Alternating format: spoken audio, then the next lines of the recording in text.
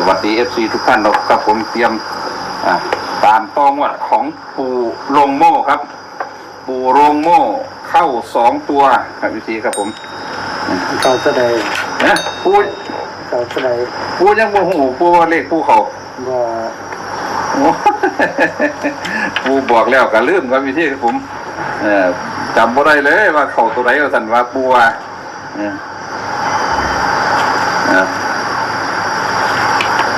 ไม่ใช่หลักปู่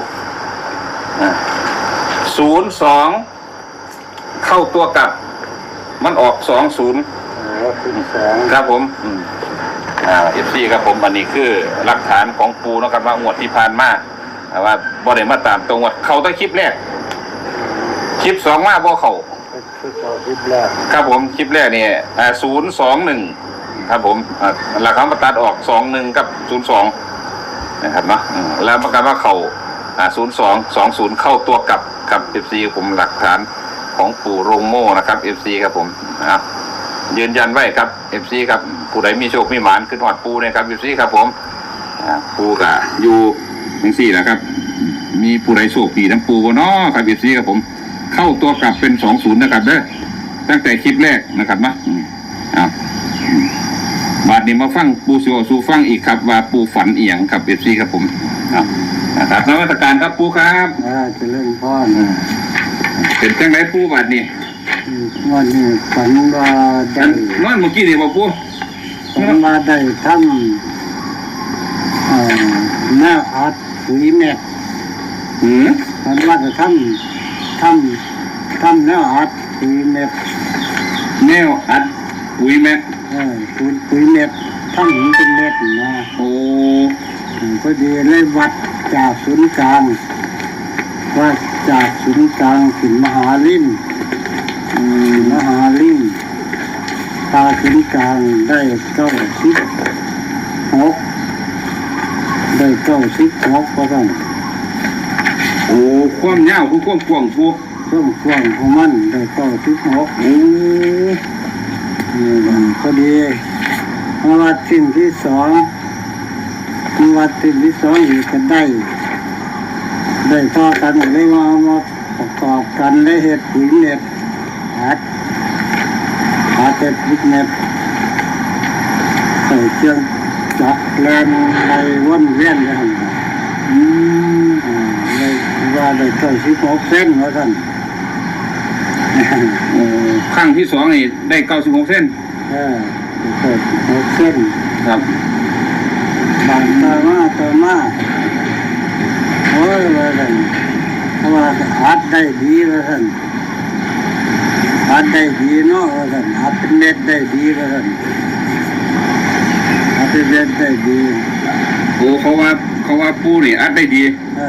เขาว่ามันเคียงมันอัดได้ดีโอ้อัดได้ดีเขาเลยมาฝึกน้องเฮ็ดได้เมื่อละ96 กระสอบว่าท่านนี่มาได้เมื่อละ96 กระสอบว่าท่านพอถึง100ว่าท่านพอถึง100มาต่อมาเดี๋ยวจะหารางวัลมาให้ปูว่าท่านหารางวัลมาให้ปูการพอดีเดี๋ยวย้อนเอามาให้เอาสิ่งที่มีชีวิตมาให้ว่าท่าน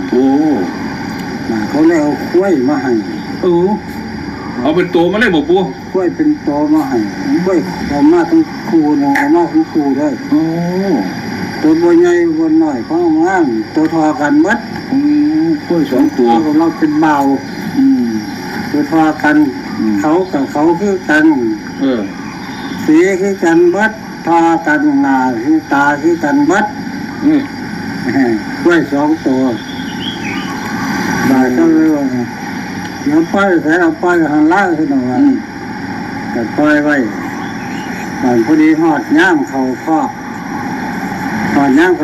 เป็นย่างเขาข้อเองมันโอ้บ่ได้บอกยากเลยบ่ได้บอกยากเลยย่างเขาข้อเองของมันได้ก็2 ตัว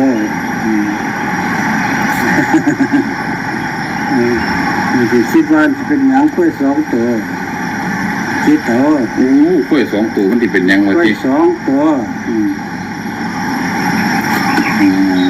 กล้วยมันน้ำหยังมันเป็นหยังแต่มันมีสองตัวได้ โอ้บางคนบัดตีเป็น4บางคนก็ตีเป็น6นะครูปูว่าแต่ว่าปูตีเป็นหยังครู มันสองตัวได้ มันสองตัว สองตัวสองมันคือกันวัดคือสองตัวเขาก็มาคิดว่าช่วยมันสองตัวสองเอาเขียนสอง สองตัวช่วยมันเป็นหกช่วยน้ำหกกับสองหกคนเดียว26โอ้ช่วยมันเป็นสองหกคนเดียวมันเป็นเท่านั้นมันบ่ปูอันที่แรกนี่ปูไปอัดเม็ดได้96เม็ดพอดีได้96สอบได้96สอบ96กระสอบอันเม็ดนี่มันอีหยังปูนบ่ปุ๋ยอัดปุ๋ยเม็ดได้96สอบแต่วัดเส้นกับวัดได้96เส้นเฮ็ดจานมันโอ้วัดเส้นนี่ก็ได้96เส้น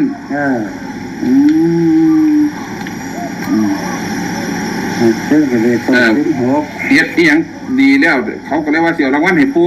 มันดีแล้วเขาก็เลยเอารางวัลเอากล้วยมาให้กล้วยให้สองตัวหน้าตาคือกันหูกล้วยก็ดีมันมีโอกาสเป็นบ่ได้ปูเป็น266เป็นไปได้มันตัวทอกันนี่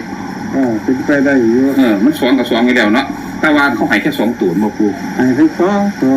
เขาบ่ให้ฮอด3ตัวบ่ให้แค่2ตัวมันก็มีแค่นี้เนาะปูเนาะมีแค่นี้มันสิเป็นเลข3ตัวบ่ได้เนาะปูได้จังซั่นละปูหูเมื่อสมองคือจังไดบัดนี้ปูหูเมื่อติจะได้ขึ้นมาแล้วดีนะปูก็แล้วว่ากล้วยมัน2ตัวแล้วตัวมันพอกันมันหู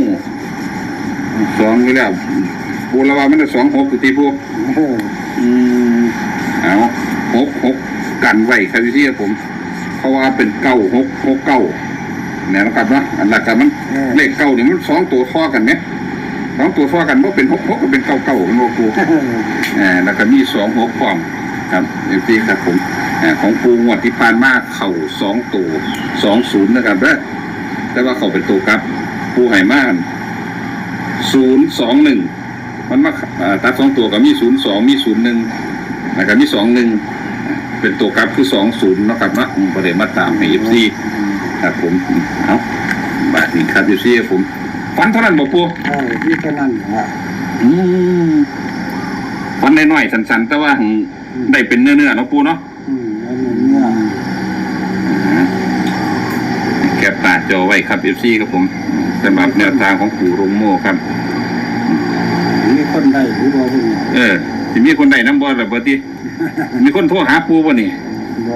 บ่มีต้นซ้อนเลยบ่ปู่เบอร์โทรใส่เอา FC ครับผมก็คือทอดปูครับเพราะว่าเลขปูงวดที่ผ่านมากกับเขา2002ครับ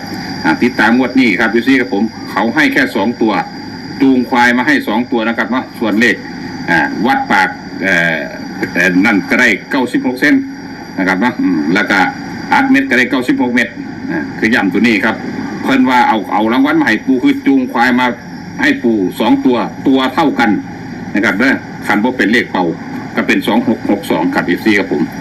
สำหรับคลิปนี้ก็โชคมาลำด้วยเป็นเศรษฐีมหาเศรษฐีจงเป็นของ FC ทุกท่านทุกคนครับผมสวัสดีครับ